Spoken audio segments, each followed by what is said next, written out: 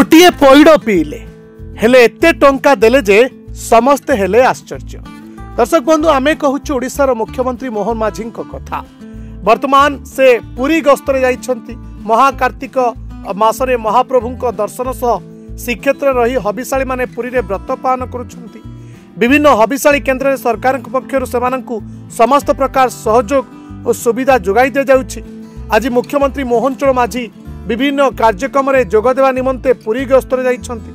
मुख्यमंत्री पुरी गस्तरे जाउथवा परे कादुआ ठारे अटकी पैड़ पीछंती। हठात तांको कारकेट एक पैड़ दुकान पाखरे अटकीथिला एवं मुख्यमंत्री हठात कारु बाहरिथिले एवं रास्ता कड़रे थिबा पैड़ दुकान पाखकु जाइथिले। पैड़ दुकान पाखकु जाई तांको नाम मध्य पचारिथिले एवं एक पैड़ देवा पई कहिथिले। संगे संगे पैड़ दुकानी मुख्यमंत्री को पाखरे पाई बेस खुशी मध्य अनुभव करथिले और संगे संगे मुख्यमंत्री को एक पैड़ मध्य काटी देथिले।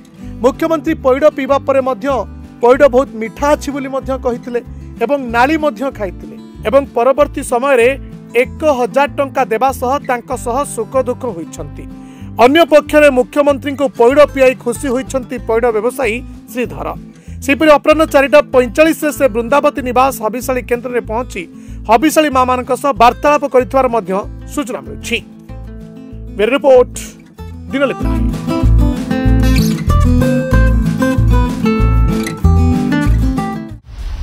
दिनलिपि लाइव को एबे ही लाइक शेयर सब्सक्राइब करंतु।